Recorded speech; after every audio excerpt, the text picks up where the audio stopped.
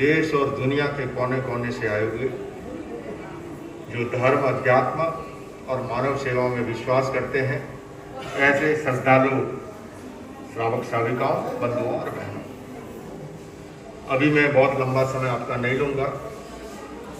विश्व शांति केंद्र, जिसके बारे में अगर मैं संक्षिप्त में कहूं, विश्व में वसुधैव कुटुंबकम का संदेश प्रसारित करने के लिए एक समर्पित संस्थान यह होगा, जहां से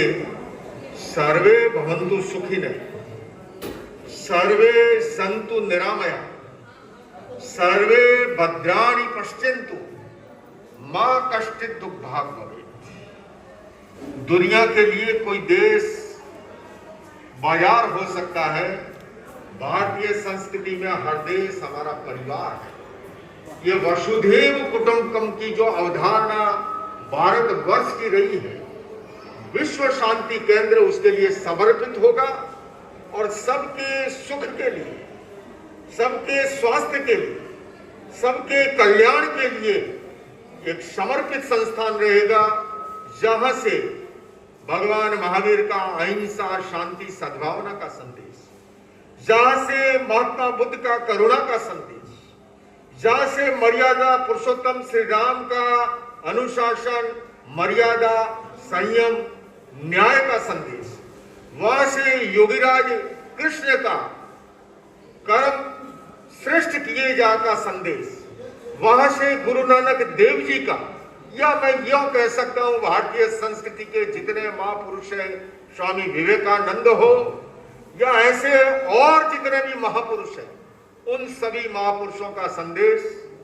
अहिंसा का संदेश, शांति का संदेश, सद्भावना का संदेश यहां से प्रसारित होगा। मुझे लोग पूछते हैं क्या बना है, मैं एक ही कह सकता हूं, इंसान अच्छा इंसान बने उसके लिए एक कारखाना, एक फैक्ट्री यहां पर उसका निर्माण हुआ है, जहां से बच्चों के संस्कार निर्माण का कार्य चलेगा, जहां से हमारे युवाओं के व्यक्तित्व विकास का कार्यक्रम चलेगा, जहां से हमारी महिलाओं के सशक्तिकरण के कार्यक्रम चलेंगे, और खासकर पीस एजुकेशन, जिसको लेकर के मैं संयुक्त राष्ट्र संघ में भी उपस्थित हुआ हूं और उस कार्यक्रमों को मैंने वहां पर प्रस्तुत किया है और दुनिया के लोगों ने उसको स्वीकार किया है। उस पीस एजुकेशन के ट्रेनिंग के कार्यक्रम होंगे, क्योंकि देखिए बंधुओं, ये तो सभी कहते हैं अहिंसा होनी चाहिए, शांति होनी चाहिए, लेकिन आदमी बदलता उपदेश से नहीं है, प्रयोग से बदलता है। हमारे यहाँ पर प्रायोगिक प्रशिक्षण का कार्यक्रम चलेगा, अहिंसा प्रशिक्षण का कार्यक्रम चलेगा, पीस एजुकेशन का कार्यक्रम चलेगा, और पीस एजुकेशन में peace education for children, for youth, for human, for doctor, for engineer, for farmer, हर वर्ग के लिए जो है वो कार्यक्रम होंगे, जहां पर आकर के आप 3 दिन का, 5 दिन का, 7 दिन का रेजिडेंशियल कोर्स कर सकते हैं, शिविर कर सकते हैं। और यही कारण है कि इस भवन के अंदर 22 रूम का यानी 44 लोगों का एक ऐसा आवासीय व्यवस्था भी रहेगी, जहां पर वो 3, 5, 7 दिन रुक करके ट्रेनिंग के कार्यक्रम कर सके।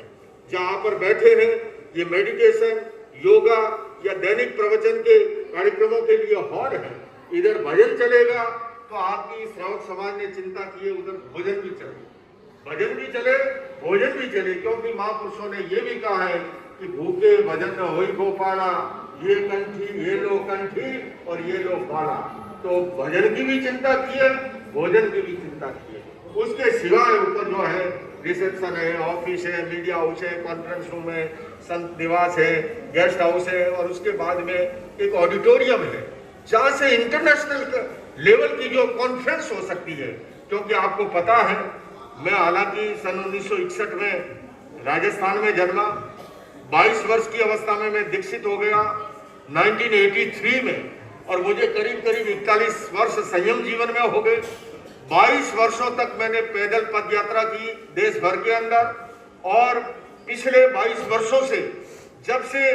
वाहन विहार एक्सेप्ट किया है, मैं दुनिया भर में आपका भारतीय संस्कृति का, अहिंसा का, शांति का संदेश लेकर के जाता हूं। और ये कोई मेरा रंग रूप देख करके लोगों ने योगदान नहीं किया है, ये महावीर के दर्शन की ताकत है। क्योंकि आज दुनिया मानती है कि महावीर का दर्शन जो है इस समय पूरी दुनिया को जरूरत है, और कोविड काल के बाद में हमारी भारतीय संस्कृति की जो विरासत है, हमारे यहाँ मेडिटेशन, योग, आयुर्वेद, नेचुरोपैथी, ऑर्गेनिक, ये सारे उपक्रम हैं, इनकी पूरी दुनिया में डिमांड बढ़ रही है। उन सब के लिए भी एक केंद्र बिंदु होगा जहां से वेलनेस के माध्यम से दुनिया में मानव जाति की सेवा हो सके। तो यहाँ पर चूंकि पिछले कई वर्षों से जब मुझे पहली बार संयुक्त राष्ट्र संघ के मंच पर भारत की तत्कालीन विदेश मंत्री बहन सुषमा जी ने पहले अंतर्राष्ट्रीय योग दिवस पर खड़ा किया, मैंने उस समय संयुक्त राष्ट्र संघ से मंच से भी कहा था कि योग कितनी प्राचीन विरासत है, उसका एक उदाहरण काफी है। हालांकि मैं जैन साधु हूं, मैंने कहा मैं जिस परंपरा से आता हूं, भगवान महावीर से लेके भगवान ऋषभ तक जितनी प्रतिमाएं मिलती हैं, सारी की सारी ध्यान और योग की मुद्रा में मिलती है। एक भी प्रतिमा आप मुझे डॉक्टर साहब ऐसी बता दो जो ध्यान और योग की मुद्रा में न हो, चाहे वो बाहुबली जी की हो, चाहे वो ऋषभ जी की हो, चाहे वो अरिष्ट नेमी की हो, चाहे भगवान पार्श्वनाथ की और चाहे महावीर की।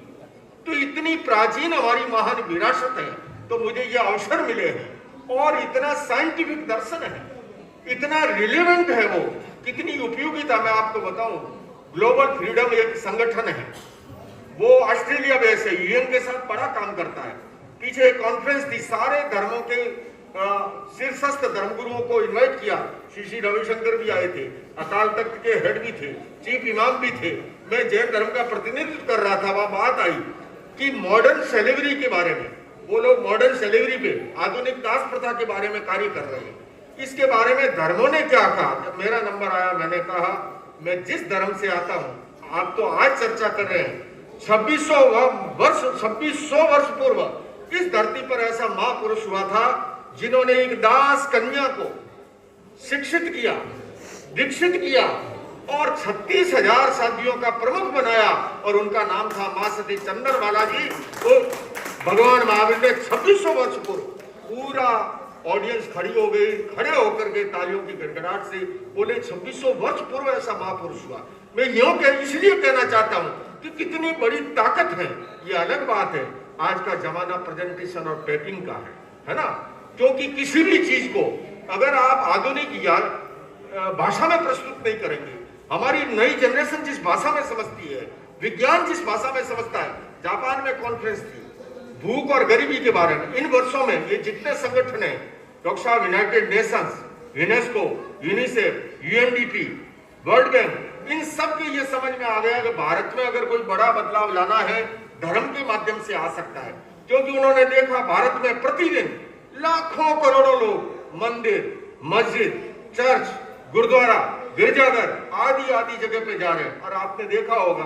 धार्मिक स्थानों में भीड़ बढ़ती जा रही है। उन्होंने भी देखा कि बड़ा बदलाव लाना है, धर्म गुरुओं के माध्यम से आ सकता है। पूछा गया कि धर्म इसमें क्या कहता है, सभी धर्मों ने अपने अपने बात रखी। जापान की कॉन्फ्रेंस थी, मैंने निवेदन किया, मैंने कहा 2600 वर्ष पूर्व जैन धर्म में एक ऐसा महापुरुष हुआ। जैनों में सबसे बड़ा आकर्षण है मोक्ष का, निर्वाण का, मुक्ति का। ये हमारी श्राविका बैठी है, सबसे वृद्ध है, पूछ लो, ये हमारे श्रावक बैठे हैं कि क्या चाहते हो। बस बोले और कुछ नहीं, बस जन्म मरण का चक्कर खत्म हो जाए, मोक्ष मिल जाए, निर्वाण मिल जाए, मुक्ति मिल जाए। मैंने निवेदन किया जज साहब कि महावीर ने ये एक विधान करके गए हैं। महावीर ने कहा असंविभागी नहुतस्य मुखो, ये प्राकृत भाषा का शब्द है। महावीर कहते हैं कि तुम्हारे भीतर अगर संविभाग की चेतना नहीं है,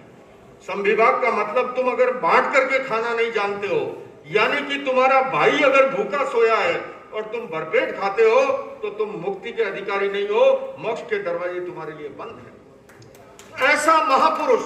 जिन्होंने वैश्विक समस्याओं का समाधान, मुझे आज भी याद है, विज्ञान भवन में महावीर जयंती का कार्यक्रम था, बहन सुषमा जी विदेश मंत्री आई थी, उससे पूर्व राष्ट्रपति भवन में भगवान महावीर जन्म कल्याण का कार्यक्रम था। राष्ट्रपति जी आए थे, तत्कालीन उस समय के राष्ट्रपति थे प्रणब मुखर्जी। उन्होंने कहा कि दुनिया की 3 बड़ी समस्याएं हैं, एक है आतंकवाद और हिंसा की, दूसरी है गरीबी और अभाव की, तीसरी है ग्लोबल वार्मिंग की, क्लाइमेट चेंज की, जलवायु परिवर्तन की। आप देख लो, अक्टूबर तक बारिश हो रही है ना, बड़ी समस्या है। उन्होंने कहा कि इन तीनों ही समस्याओं का अगर एक जगह कहीं समाधान मिलता है, वो महावीर के दर्शन में मिलता है। बंधुओं, चाहे वो भगवान महावीर का दर्शन हो, भाई भगवान हमारी भारतीय संस्कृति का दर्शन हो, कोविड काल के बाद में